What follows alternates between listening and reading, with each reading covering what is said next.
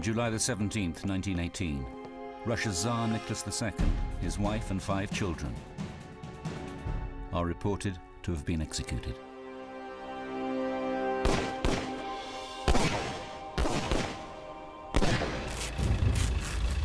But their bodies could not be found.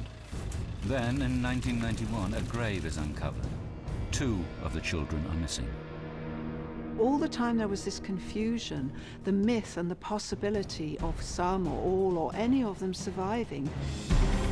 In 2007, a second burial site is unearthed.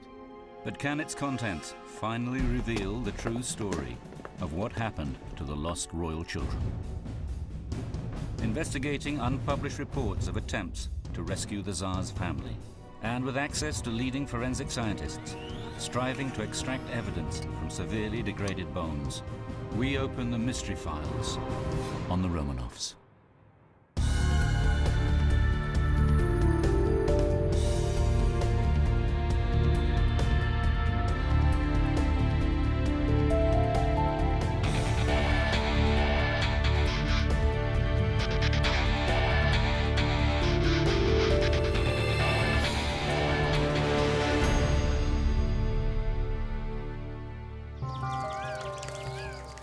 The beginning of the 20th century. The Romanov family are at the heart of Russian life. Tsar Nicholas II has been emperor since 1894. Helen Rappaport is a historian and author specializing in Russian history. She has studied in depth the private lives of the Romanovs. For the Russian people at large, for the peasantry, Nicholas was a divine being, and they did revere him. They did bow down and cross themselves whenever he passed. His Royal Highness Prince Michael of Kent is a distant relative of the Russian Tsar through the British royal family. He was a godlike figure to them. So that reverence was very, very powerful. With his German-born wife, the Tsarina Alexandra, they are the perfect royal couple. What really nailed the popularity of the Romanov family was undoubtedly those 5 extraordinarily beautiful children. Olga, Tatiana, Maria, and Anastasia are the 4 adored daughters. The youngest child is their son and heir to the throne, Alexei. The family's official residence is here, in the Winter Palace, St. Petersburg. Historian Charlotte Ziepwart has written extensively about the lives of the Romanovs. The Winter Palace is the most extraordinary setting to live in and to grow up in. You have acres of gold leaf and miles of marble around you. But in stark contrast, by 1914 Russia is in turmoil. Germany declares war. And within a year, approximately 1.5 million Russians are killed or wounded. Andrew Cook is a historian specializing in early 20th century British intelligence.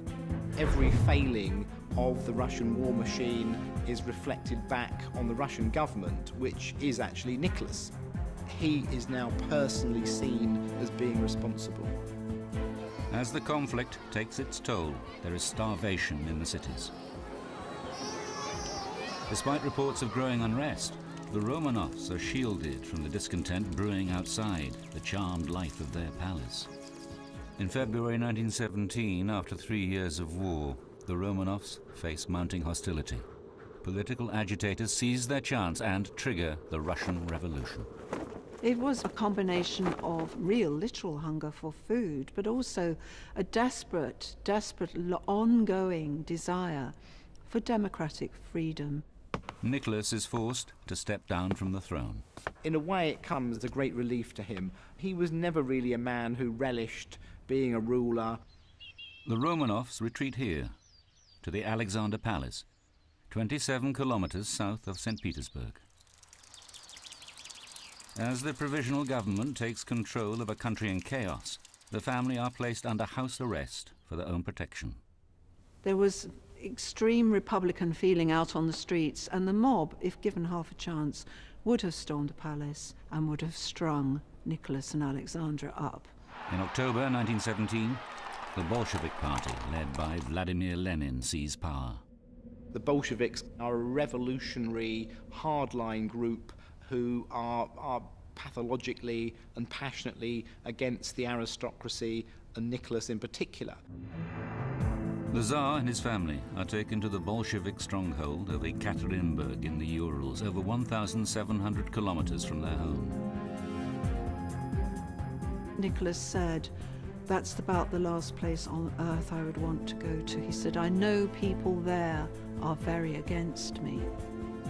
This is the heavily guarded house where the family are held as prisoners, under the control of a hard-line commandant, Yakov Yurovsky. Yurovsky was a dedicated revolutionary.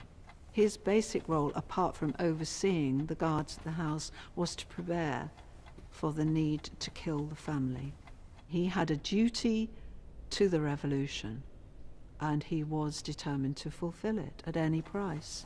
He could sit down and quite happily engage in conversation when he knew full well within a couple of days he was going to go and murder the family.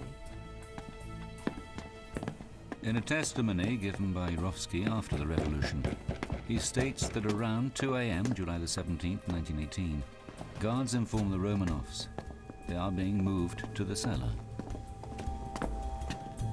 Yurovsky's men were gathered in a room nearby, priming and checking their weapons. Yurovsky orders the family together for a group photograph, just like they have done countless times before. The girls huddle with their mother. The Tsar stands by his son. Their captors line up in front of them.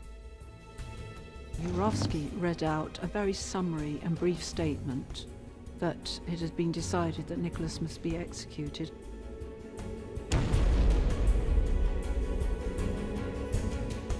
The family are in disbelief.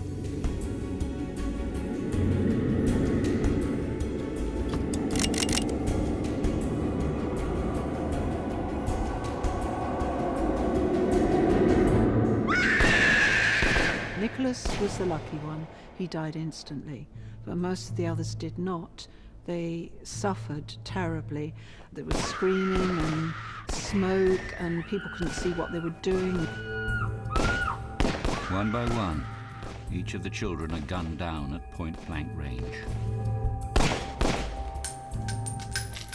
In total, 103 shots are fired. This photograph of the cellar room is taken at the scene of the crime. Now the Bolsheviks need to ensure the bodies are not recovered and glorified by Tsarist sympathizers as martyrs. Yurovsky's written accounts describe the terrible events that followed. To dispose of the remains and leave no trace, the bloodied corpses are taken to remote woods. Peter Sarandinaki is part of an international team of investigators searching for the burial sites. Yurovsky gave the order to take the bodies out of the truck and decided right then and there to bury the bodies on a spot. But it is nearly dawn. Yurovsky and his men are afraid they will be spotted. Unceremoniously, the Romanovs are thrown into a pit covered with acid and set alight. They had this idea that they were going to incinerate the corpses initially out in the forest. Now, had they done their homework?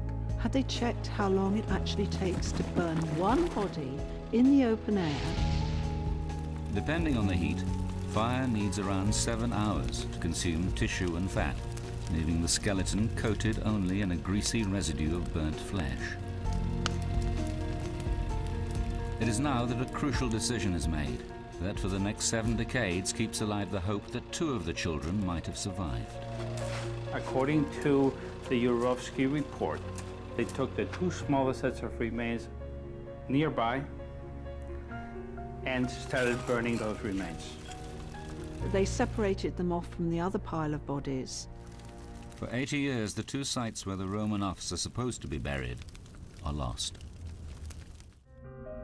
In 1991, a grave is uncovered in the remote forest near Yekaterinburg. Scientists analyze the excavated bone fragments for DNA. Dr. Michael Coble is a forensic scientist at the Armed Forces Laboratory in Washington, D.C. Our laboratory was involved with the first round of DNA testing. The findings were quite clear. Of those remains, there was a consistent family association between the skeleton believed to be Nicholas, the skeleton believed to be Alexandra, and 3 of their daughters. This is the Paul and Peter Fortress, St. Petersburg. In 1998, 7 years after their bones are exhumed, Tsar Nicholas II and 4 members of his family are interred here. The Romanovs are canonized as saints. Prince Michael of Kent was present at the ceremony. It was a very poignant moment, because that's where the Tsars had always been buried since Peter the Great created the city. A pair of tombs remain unoccupied. For Alexei, the young prince and heir to the throne, and one of the daughters, either Maria or Anastasia. The big mystery was, of course, what happened to the 2 missing children. It was a completely closed story. There was no question of them ever being found. Determined to uncover the truth, year after year, Peter Sarandinaki and his team systematically searched the area around the Tsar's grave, looking for a second burial site. It's a 5-acre open meadow of grass surrounded by a forest on 3 sides, and on the eastern side is all swamp. We scraped off the top roughly 10 centimeters of the soil, and to try to level the ground so that the ground penetrating radar would be able to go over it and be able to find anomalies. And we did not find anything. With no sign of 2 buried bodies, rumors emerge that Yurovsky's account of the assassination might be exaggerated, and that perhaps the missing children had escaped or been rescued after all. A plan took shape in the spring of 1917, 1 year before they are shot, while the family are being held in the Alexander Palace. There are enormous uncertainties surrounding what will happen and where they will go. The family are encouraged to leave the country. Nicholas turns to his close friend and relative, King George V. Well, they were first cousins, and they were in very affable terms together. They were very close. People often remarked how the 2 men bore a striking resemblance to each other. Nicholas requests to George that his family take refuge in England. He was very concerned about what was happening. It is thought that arrangements were made for a British ship to be waiting for the Romanov family at the port of Murmansk, 1,000 kilometers north of St. Petersburg. From there, they would sail to safety in the UK. George's initial instinct, like anybody's, was to offer refuge to his cousin. But there was a problem, and the problem was that Alexandra was a German, and there was incredible anti-German feeling in Britain at the time. Faced with the prospect of political unrest at home in the UK, King George has no choice and is pressed to withdraw the invitation. It's undeniably the case that he's pulled up the drawbridge and that Nicholas and his family are now stranded in a very hostile environment. Proposals for the family to be officially exiled to the UK are shelved. When civil war erupts, the family are forced to leave St. Petersburg and are taken to Yekaterinburg. It seems their fate is sealed. The mansion house where the family are held is ominously renamed by the new government the House of Special Purpose. Heavily guarded, it becomes their prison. Nicholas writes in his diary, We have absolutely no news from outside, and it was a very despairing moment where you could tell, I think, that he'd given up all hope of rescue. But unknown to the Tsar, despite King George's official refusal to give the Romanovs asylum, rescuing them is still being considered in London. Behind closed doors, the British hatch a secret plot to free the family from their prison. Hidden for 90 years, documents now disclose how reconnaissance is assigned to one of their most senior spies in Russia. Stephen Alley is essentially a specialist.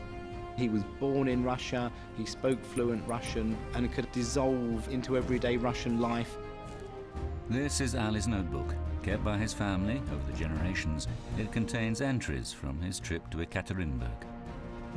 His unique collection of documents really does shine a very bright light on what he was doing at that time. Intelligence work of that kind is exceptionally risky. If he had have been uncovered and arrested, almost certainly he would have faced a firing squad. Ali's log also has a rough sketch of the location of the house where the Romanovs are being held. Together with Russian files, it is now possible to build up an accurate picture of their prison. The family are kept in a corner on the first floor in 4 rooms. We also know that on the same floor was a guard room. There are also guards at the top of the stairs, on the staircase itself. The family's quarters were surrounded by guards. We actually see lists naming the personnel and the individuals who were there. We can see their shifts. We can see how many there were. There were machine gun nests trained on the house from the bell tower of the church. There were machine gun placements in the garden, in the basement. There is no way that family could have been got out of there without a bloodbath. Ali would have reported back that this was a suicide mission, that this really wasn't a situation where he could conceive of a realistic possibility of success. Ali's plan to rescue the Romanovs is never attempted. But when the 5 bodies are identified in 1991, 2 of the children are still unaccounted for. Speculation that they somehow escaped persists. The mystery of their disappearance remains unsolved. All the time there was this confusion, the myth and the possibility of some or all or any of them surviving. Then in June 2007, a second burial site is found, just 60 meters from the first grave.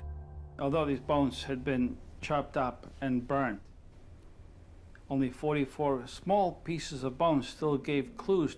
We had 2 people. We had a boy, aged 12 to 15, and we had a girl from 17 to 19. Who the shattered remains belong to can only be found from their DNA. But this time, scientists are faced with an almost insurmountable challenge. Evgeny Rogev is a leader in the field of genetic identification. He is invited by Russian officials to try and extract DNA from the newly discovered cache. When we look at the fragments, we were very skeptical. That is a challenge to the geneticists, how to work with very degraded DNA. Most of the fragments were very small, in fact, too small for DNA testing. There were probably only about 10 or so bone fragments that were large enough for DNA testing. DNA is a genetic fingerprint unique to each of us, carrying traits handed down from generation to generation. The first thing we wanted to do was to look at the mitochondrial DNA. And the mitochondria are passed only through the maternal line. So mothers give their mitochondria type to their children.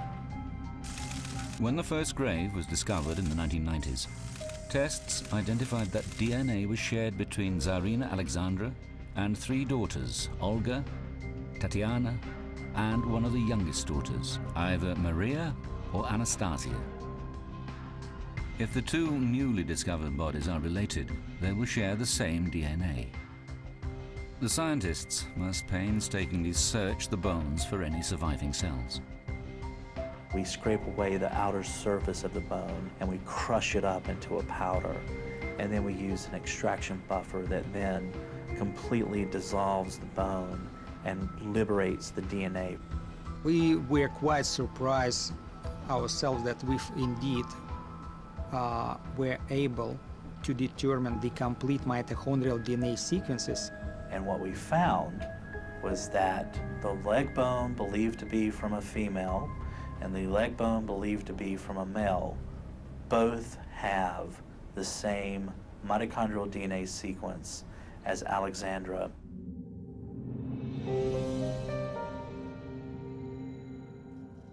But the work is still far from over.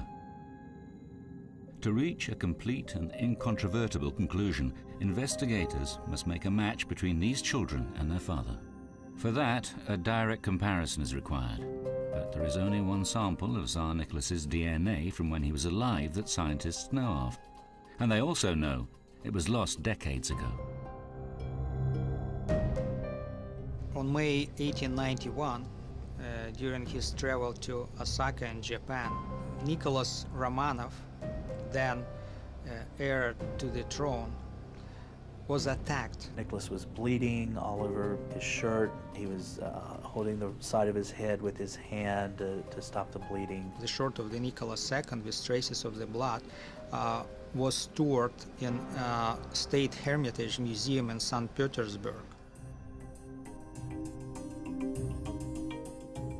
Once home to the Romanov family, it now houses a collection of over 3 million artifacts. The museum said, we can't find it. We have no idea where it is. So they do an inventory, and they just so happen to come upon this shirt. It is the crucial piece of evidence. But the shirt is over 100 years old, and DNA in blood degrades over time. Professor Rogayev is the first to examine the fabric. I was very skeptical that it is possible at all to extract the DNA. He was afraid chemical preservation, heat or humidity, could have destroyed the DNA. We were very surprised. We extracted DNA of great quality. Stored in a drawer wrapped in paper, Nicholas's genetic imprint survived to tell its story. And when we compared these genetic profiles from the blood stains and from the bone specimens, we found perfect match. It was 4 trillion times more likely that these two children are children of Nicholas and Alexandra than if they were just 2 random people in the population. Everybody in the room started crying. It was a very emotional time because now we have definitive proof that these are the missing children and that this, nearly 90-year-old mystery is now solved. None of us, whether we're Romanovs or anybody else, I don't think, has any doubt, because the DNA tests are definitive. In February 2009, after 2 years of forensic investigations, scientists confirmed that the remains of the 2 missing Romanov children had been identified. Proof of their execution dispels the last hope that any of them survive. Only now can the reality of their cruel end be fully understood. I think that it's one of the most shocking things that has happened, certainly in the last 100 years. To them it was political, to us it was not. It was just murder. A brutal, bloody murder. The fates conspired against the Romanovs. Now, a century later, the last of Russia's ruling dynasty can finally be laid to rest.